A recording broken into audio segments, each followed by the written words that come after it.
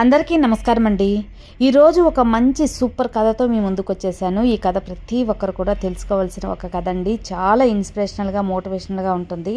ఆలస్యం చేయకుండా ఆ కథ ఏంటో చూసేద్దాం. Welcome back to our channel positive vibes in Telugu. ఒక నలుగురు కట్టెలు కొట్టుకునే వాళ్ళు కట్టెలు కొట్టుకునేందుకు ఒక అడవికి వెళ్తారన్నమాట. వాళ్ళు తెచ్చుకున్న గొడ్డలు వాటితోటి అడవికి కట్టెల కోసం అనేది వస్తారు. నలుగురు కూడా కట్టెలు కొట్టేవాళ్ళే. ఎప్పుడు కూడా వాళ్ళు ఒకటిగా ఎక్కడికైనా వెళ్ళేది, అక్కడ ఎక్కువ చెట్లు ఉన్నప్పుడు అక్కడ కొట్టేసి ఆ కట్టెలతో అమ్ముకొని వాళ్ళ జీవనం అనేది సాగిస్తూ ఉండేవారు. ఒకరోజు అలాగే అడవికి అనేది నలుగురు వెళ్తారండి. వెళ్ళి కొంత దూరం వెళ్ళాక అడవిలో ఒక చెట్టు కింద ఒక ముని ఒక ఋషి తపస్సు చేసుకుంటూ ధ్యానం చేసుకుంటూ ఉంటాడనమాట. ఈ నలుగురిని చూసి ఇటు సైడ్ వెళ్ళొద్దు, ఇటు సైడు 3 దెయ్యాలున్నాయి అని చెప్పి చెప్తాడు. ఏంటి 3 దెయ్యాలు ఉన్నాయా? అడవిలో మామూలుగా మాకు అలాంటి భయమే లేదు అనగానే, లేదు ఇటు సైడు 3 దెయ్యాలు ఉన్నాయి. ఆ దెయ్యాలు మీ నలుగురిని చంపేస్తాయి, కాబట్టి మీరు ఇంటికి వెళ్ళిపోండి అని చెప్పి ఆ జ్ఞాని చెప్తాడనమాట. ఏంటి ఇంత దూరం వచ్చా మేము తిరిగి వెళ్ళటానికా? మాకు పెద్ద నమ్మకం లేదు అని చెప్పి ఋషిని మాట కూడా కాదనేసి ఆ దారి గుండా వెళ్తారనమాట. ఇక చేసేది ఏం లేదు అని చెప్పి ఆ ఋషి కూడా గమ్ముగా ఉంటాడు. కొంత దూరం వెళ్ళాక వాళ్ళు ఆ ఋషి చెప్పిన దారి వెళ్ళకూడదు అన్నాడు కదా, ఆ దారినే వెళ్ళిన తర్వాత కొంచెం దూరం వెళ్ళగానే దగ్గ అంటూ ఒక పెద్ద కొండ అనేది, అంటే ఒక పెద్ద బండరాయి అనేది కనిపిస్తుంది అన్నమాట. ఆ బండరాయి దగ మెరిసిపోతుంది. దగ్గరికి వెళ్ళి చూస్తే అది బంగారు రాయి అన్నమాట. బంగారు పెద్ద బండరాయి.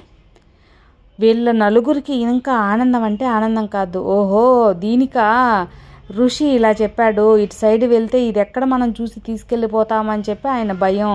అందువల్లే ఇక్కడ దెయ్యం ఉందని చెప్పి మనల్ని భయం పెట్టాడు. మంచి పని, ఆ ఋషి మాటలు వినకుండా మనం ఇటు వచ్చి మంచి పనే చేశాము. ఇప్పుడు చూడు, మనకి ఈ బంగారు బండరాయి దొరికింది. కాబట్టి మనం నలుగురు ఏం చేద్దామంటే మన చేతిలో ఉన్న ఈ గొడ్డళ్ళు, ఈ ఆయుధాలతో మనం కొద్దిగా దీన్ని పగలగొట్టి తీసుకెళ్తాము అని చెప్పే ఉద్దేశంతో వాళ్ళు తెచ్చుకున్న ఆయుధాలు, గొడ్డలి, కత్తి అట్లాంటివి తెచ్చుకుంటారు కదా, ఆయుధాలతో ఆ బండరాయిని కొద్దిగా పగలగొట్టేసి నలుగురు వాళ్ళు తెచ్చుకున్న గోని సంచులు తెచ్చుకుంటారు కదా, కట్టెల మూట కట్టుకోవటానికి, తల మీద పెట్టుకోవటానికి, ఆ సంచుల్లో అనేది నింపేస్తారనమాట. నలుగురు 4 సంచుల్లో నింపేస్తారు. వాళ్ళ వల్ల ఎంతైతే పగలు కొట్టగలరో అంత పగలగొట్టి నలుగురు భాగాలు చేసుకొని 4 మూటలు కట్టేస్తారు. ఇప్పుడు బంగారం అంటే చాలా బరువుగా ఉంటుంది కదా, అందులో బంగారం ఆ రాయి అనేది మరీ బరువు ఎక్కువ. వీళ్ళు వాళ్ళ బరువు ఎత్తలేనంత ఎక్కువగానే బాగా మూట కట్టేశారు. ఇప్పుడు వాళ్ళు ఒకరికొకరు ఎత్తుకునే పరిస్థితుల్లో కూడా లేరన్నమాట. నలుగురు కూడా అది మూటను తల మీద ఎత్తుకుని కొంచెం దూరం కూడా ఖచ్చితంగా నడవలేరు. ఎందువల్లంటే అంత బరువు ఉంది. ఇప్పుడు ఏం చేయాలి? ఈ బంగారాన్ని వదిలి పోనవసరం లేదు. ఇప్పుడు ఇవి మా ఊరు ఎలా తీసుకెళ్ళాలి అని ఆలోచనలో పడి చాలాసేపు అలాగే ఆలోచిస్తున్నారు. పాపం పొద్దుననంగా వచ్చారు కదా, కష్టపడి బండరాయిని కూడా కొట్టేశారు. అందువల్ల బాగా ఆకలి. సరే, నలుగురు ఒక ఒప్పందానికి వచ్చారన్నమాట. వాళ్ళు వచ్చిన ఒప్పందం ఏంటి అంటే, నలుగురిలో 2 ఇంటికి వెళ్ళాలి. 2 ఆ నగల మూటల దగ్గర, అంటే ఆ బంగారపు కొండ మూటల దగ్గర కాపలా ఉండాలి. ఇంటికి వెళ్ళిన 2 చక్కగా భోంచేసి వీళ్ళకు కూడా ఆహారం తీసుకొచ్చి వస్తూ ఈ నగలు, ఈ బంగారం మూట కట్టుకున్నారు కదా, ఇవన్నీ తీసుకెళ్ళటానికి ఒక బండిని రెడీ చేసి తీసుకొస్తే నలుగురు వాళ్ళ మూటలు తీసుకొని నలుగురు కలిసి ఇంటికి వెళ్తారనమాట. అక్కడ ఎవరి మూట వాళ్ళు తీసుకొని సంతోషంగా ఉంటారు. ఇది వాళ్ళు ప్లాన్, వాళ్ళు ఒప్పందం చేసుకున్న ఈ ఒప్పందం అన్నమాట. ఇక ఆ ఒప్పందం ప్రకారమే 2 అక్కడే అడవిలోనే చక్కగా ఆ మూటల దగ్గర కాపలా ఉంటారనమాట. మరొక 2 ఊరికి వెళ్తారు. ఊరికి నడుచుకుంటూ వెళ్ళి వాళ్ళు చక్కగా భోంచేసి ఒప్పందం ప్రకారమే వీళ్ళకు కూడా చెరొక ఆహార పొట్లం అనేది తీసుకొని ఆ మూటలు తీసుకెళ్ళటానికి, ఆ బంగారం మూటలు తీసుకెళ్ళటానికి ఒక ఎద్దల బండిని కూడా రెడీ చేసుకొని తీసుకొస్తారు. నేరుగా అడవిలోకి వస్తారు. అడవిలోకి వచ్చిన తర్వాత అబ్బా వీళ్ళు వచ్చేసారని చెప్పి చాలా సంతోషంగా గబగబా వీళ్ళేంటంటే వాళ్ళకి తెచ్చిన ఎద్దల బండిని కొంచెం దూరంలో పెట్టి వీళ్ళకి ఆహారం తీసుకొచ్చారు కదా, ఆహారం చెరొక పొట్లం అనేది ఇస్తారు. వాళ్ళు కూడా తినటానికి విప్పుకుంటారు.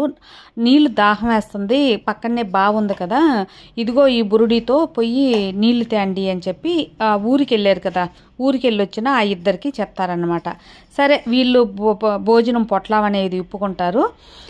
తర్వాత విప్పుతా ఉండేసరికి వాళ్ళు నేరుగా బావి దగ్గరలోనే బాగుంటుంది, అంటే అంతసేపు వీళ్ళు ఉన్నారు కదా, ఎక్కడెక్కడ నీళ్ళు దాహం అవుతుంది కాబట్టి నీళ్ళు ఆ బావి అనేది చూస్తుంటారు కాబట్టి ఆ బావి దగ్గరికి వెళ్తారు.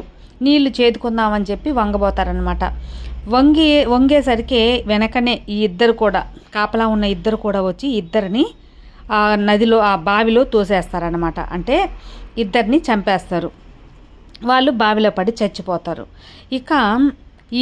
ఇక సంతోషంగా వీళ్ళు నలుగురికి ఒక్కొక్క మూట వస్తుంది కదా, ఇప్పుడు ఇద్దరే ఉన్నారు కాబట్టి చెరొక 2 మూటలు తీసుకుందామని వీళ్ళ ఒప్పందం అన్నమాట. వీళ్ళు ఆ మాటల ప్రకారం వీళ్ళు కూడా ఆ యొక్క పొట్లాలని, ఇంకా ఆకలేస్తుంది కదా, ఎప్పుడో వచ్చారు, వీళ్ళు తెచ్చిన ఆ పొట్లం ఆహారం తినేసి చక్కగా తర్వాత వెళ్ళిపోదాం అనేసి ఆ ఆహారం అనేది తినేస్తారు. అన్నం తినంగానే వీళ్ళు కూడా నోట్లో నుంచి విషం నొరగ కక్కుకుంటూ చచ్చిపోతారు. మొత్తానికి వాళ్ళు ఏమనుకున్నారు, వీళ్ళిద్దరికి విషం పెట్టి చంపేసి ఆ 4 మూటలు మనం తీసుకొని 2 మూటలు తీసుకుందామని వీళ్ళు ఒప్పందం చేసుకుంటారు. మొత్తానికి ఏమైంది, 4 చనిపోతారు. చాలా సాయంత్రం అయిపోయింది, ఇంకా వీళ్ళెవ్వరూ రాలేదే అని చెప్పి ఆ ముని తపస్సు చేసుకుంటూ ఉంటాడు కదా, ఆ జ్ఞాని ఏమైందో అని చెప్పి చూడటానికి వచ్చేసరికి 4 చనిపోయి ఉంటారు. ఆ బంగారు మూటలు అక్కడే పడి ఉంటాయి. అప్పుడు చెప్తారు, నేను చెప్పాను కదా ఇక్కడ 3 దెయ్యాలు ఉన్నాయి, ఆ దెయ్యాలు మిమ్మల్ని మింగేశాయి అని చెప్పి, నేను చెప్పిన ప్రకారమే మీరు ఆ దెయ్యాల చేతిలో బలైపోయారు. అది ఏదో కాదు, ఇదిగో డబ్బు అనే ఈ బంగారమే మొదటి దెయ్యం, రెండవది పేరాశ, నాకే కావాలనే పేరాశ, అలాగే నమ్మక ద్రోహం, మూడవది ఒకరికొకరు నమ్మక ద్రోహం చేసుకున్నారు కాబట్టి 4 చనిపోయారు. ఈ 3 దెయ్యాలు మీకు ఖచ్చితంగా కలగతాయని నేను ముందుగానే చెప్పాను అని మనసులో అనుకొని ఆ జ్ఞాని అక్కడి నుంచి వెళ్ళిపోతారనమాట. ఈ జ్ఞాని మనసులో చెప్పుకున్నదే నిజమండి. ఏంటంటే మనకు డబ్బు అనేది మనకు అవసరాలు మించి ఎక్కువ ఉంటే అది పేరాస అవుతుంది, అది మనకి ఆపదగా కూడా మారుతుందన్నమాట. ఏదైనా సరే అమృతమైన మితిమించి తాగితే విషంగా మారుతుంది అని చెప్పి పెద్దలు అంటారు కదా, అలాగే మనకున్న డబ్బు మన అవసరాలకు మించి ఎక్కువ ఉండిందంటే అది మనకు ప్రమాదాలనే సూచిస్తుంది అని చెప్పి ఒక పెద్దలు మనకు చెప్పిన మాట అనమాట. ఇక రెండవది పేరాశ, నాకే కావాలి, అంతా నాకే కావాలి అనే ఒక పేరాశ అనేది కూడా మనిషిని కృంగతీయటానికి, మనిషిని నాశనం చేయడానికి ఒక పెద్ద దెయ్యంగా మారిపోయింది.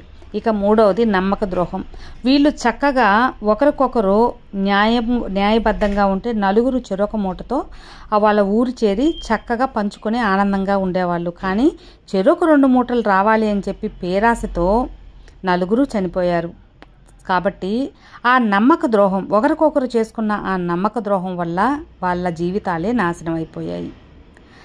కాబట్టి ఈ 3 దెయ్యాలని మన జీవితాల్లో కూడా కొంచెం దూరంగా ఉంచుకుంటే మనం సంతోషంగా ఉండగలం అని చెప్పి చెబుతూ ఈ వీడియో ఇంతటితో ముగిస్తున్నానండి. ఈ కథ కూడా మీకు అందరికీ నచ్చుతుంది అనుకుంటున్నాను. తప్పకుండా నచ్చుతుంది అని అనిపిస్తే లైక్ చేయండి, మరికొంతమందికి షేర్ చేయండి. కొత్తగా మన ఛానల్ చూస్తే సబ్స్క్రైబ్ చేసుకోండి. మరో మంచి కథతో మీ ముందుకు వస్తాను. అంతవరకు have a good day friends. Thank you for watching. Bye.